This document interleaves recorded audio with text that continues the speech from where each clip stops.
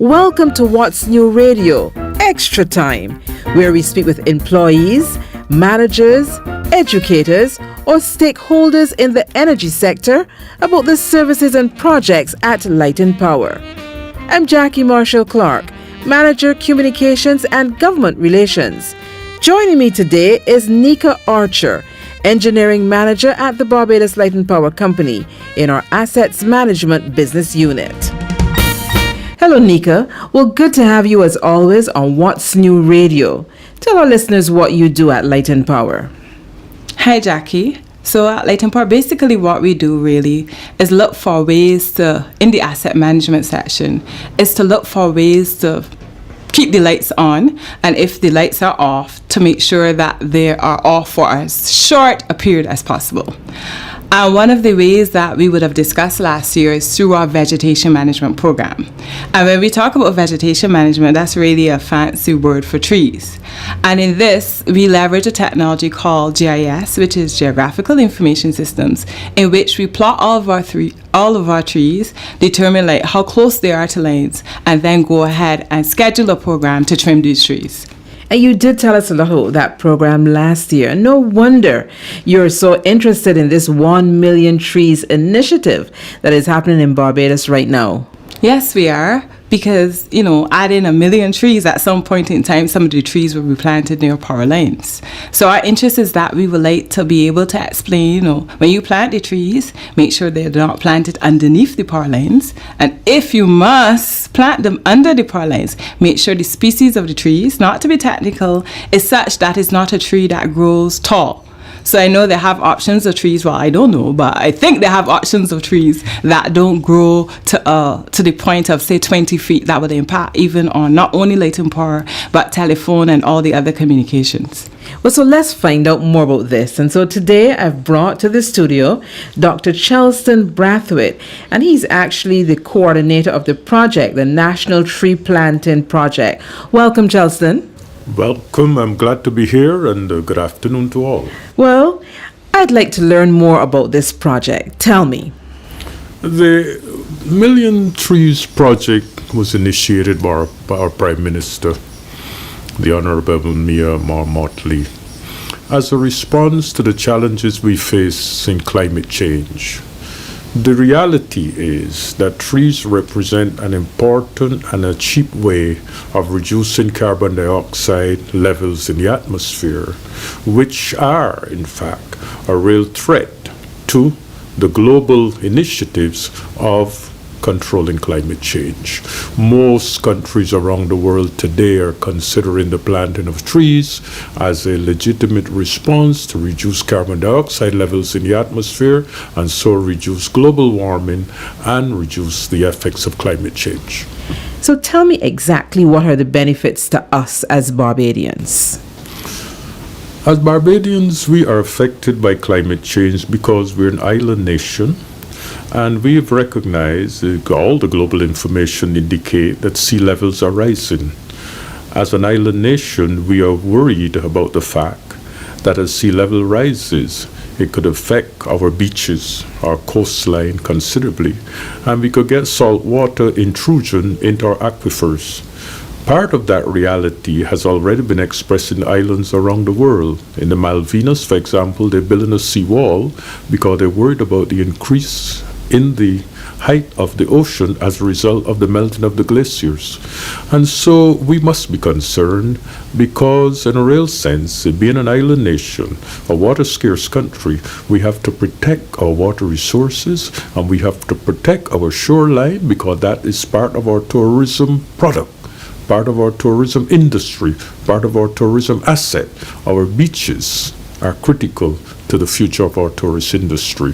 So we must be worried about climate change. We must be worried about anything that happens that affects the sea level rise. Therefore, by planting 1 million trees, we are helping to reduce the impact of climate change and the potential impact that climate change has on our tourism industry and our shorelines. So now that I understand the benefits, what are the guidelines for individuals, for organizations, as they consider planting trees? Well, let us begin by saying that this is a joint venture between the government and the people. This is a national project in which we expect that individuals in Barbados and all Barbadians will contribute and participate. The general guidelines is you must plant a tree for purpose. In other words, if you're planting a tree, you have to have a reason for planting the tree. Either it's for shade, or it's for food, or it's protection, or it's for conservation, or it's for celebration. And therefore, we wish to be able to ensure that when you plant a tree, it is a long-term investment, because trees live for a long time. You don't want to plant it too near to your home, because in fact, the roots may undermine the foundation of your house. You don't want it to plant it too near to power lines, because it's a threat to the electricity supply. You don't want to plant it too near to water lines, or to culverts, or to stop signs, because at the end of the day, these trees may live for a long time. There are trees in Barbados that have been here for 200 years. Right. And consequently, since trees live a long time and they grow, you plant it as a seedling, but it gets bigger, you have to anticipate its growth and anticipate the amount of space that it will occupy over time. So we say, plant a tree for purpose. Plant it in a place taking into consideration its long-term development and the impact that it will have on the environment around you. Well, I'm so glad you told me that. So just as much attention as I give to the building of my house, I should give to the planting of my tree, right? Yes, and trees are a little bit like children. You have to take care of them, especially when they're young. You cannot plant a tree and walk away and leave it.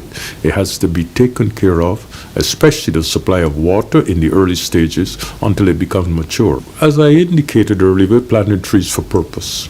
We're planting trees for food security. We're planting trees for conservation. We're planting trees for beautification. We're planting trees for shade. We're planting trees for celebration. And so in the development of the project, we are deciding and selecting where we plant the trees in order to respond to the different situations. If we are working with schools, a lot of the trees that we're going to plant by schools are for beautification, and some are for the development of tropical fruit orchards, so that children in school can get to understand our fruits, our mangoes, our bananas, our soursop, our golden apples, etc., and become familiar with these fruits as part of their nutrition. Some of the Barbados cherry, for example, has 100 times more vitamin C than an orange. And we need to promote trees such as that can make a contribution to our diet and can also help us attack the non-communicable diseases by increasing the amount of vitamins and reducing the amount of sugar that is in our diet. So there are trees for everything, for shade, and I also mentioned trees for celebration. Plant a tree for your birthday. Plant a tree for your son's birthday. Plant a tree for your marriage. Plant a tree for your relationship. Plant a tree for love of country. All of this is part of what we're promoting because it has social value and it's an important contribution to the development of our country. Dr. Chelston, I'm so glad we're having a conversation. I want to turn back to you now, Dr. Nika. So from our point of view, what tips would we have for people now who want to participate in this project? How should they analyze their surroundings? How should they plant? As I mentioned before, it is us too, but it's also the telecommunications company. So when you plant trees, you have to be aware, as we say, planting for purpose, you have to be aware of how tall the tree grows. I know, and this is something you can walk into the plant nursery and ask, how tall does this tree grow? We do not want you to plant trees under power lines, but I will reiterate that that's the first choice, not to plant it near power lines. But if you must, make sure it's a tree that doesn't grow, let me say, more than 10 feet, because as I mentioned before, it's not only our lines, but it's like telecommunications. When the trees get raveled into the telecommunication lines, it causes an issue with the service to you.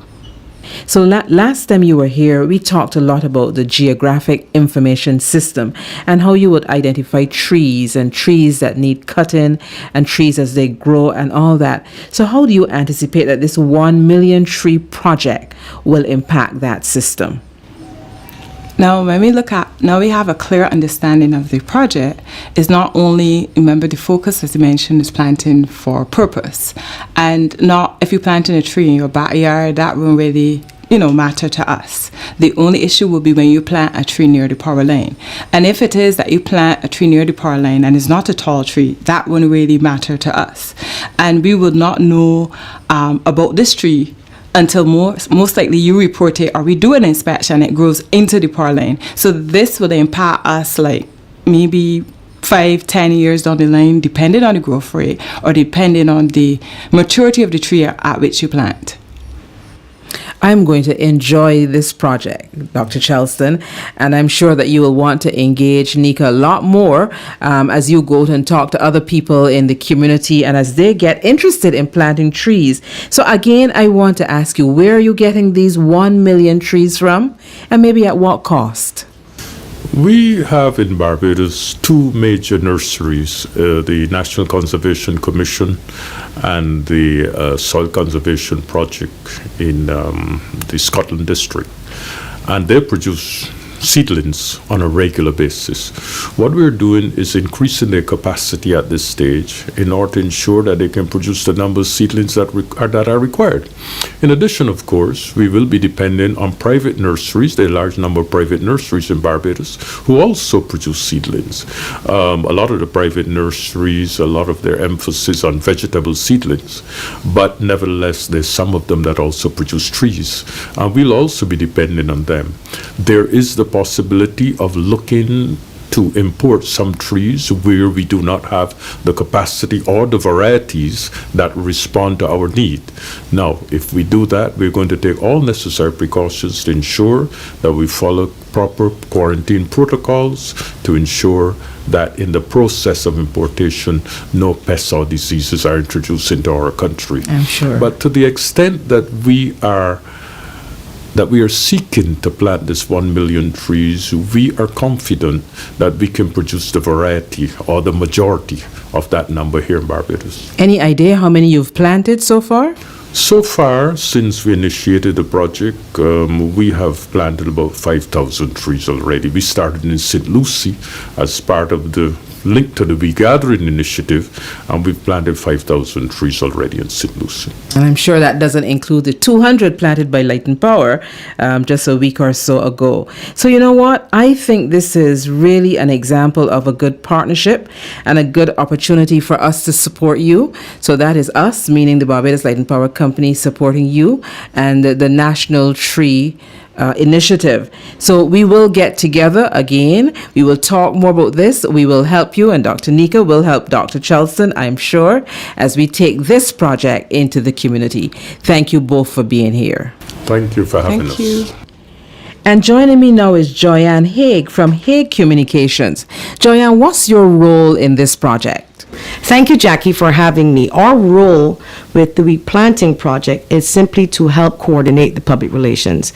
Now, even though we are responsible for the PR, we want to get the entire country involved and let them be the face of this project. So we are there to lend them support, the communities, the schools, the groups, people in the neighborhoods, just the average person that we are going to be reaching out to. So most of what we will be doing will be on the ground and mobilizing people and encouraging them to plant. I want to say, though, I want to thank the Barbados Light and Power for being the first utility company to join with us, and we look forward to a long relationship with you. As Dr. Brathwaite indicated, it's going to be a long-term project. It's not going to just be 2020. It's going to be a little bit longer as trees need some time to grow. I'm sure we've generated quite a bit of interest alone from today. So tell me, how can people get started? Well, they can go on to the website of the National Conservation Commission. That is www.nccbarbados.com. We will be launching a Facebook page in February, middle February, so they can listen out for that. But of course, we need some support financially. So we would love Barbadians to come and donate some money. And there is an account set up at the Republic Bank, Broad Street, and the account number is 018018732001. And of course, we have a hotline because you may want some information about how to plant your trees. It's 536-TREE, 536-8733. Got you. So, I keep remembering that poem. No, it's a nursery rhyme. Mary, Mary, quite contrary. How does your garden grow? How does your garden grow?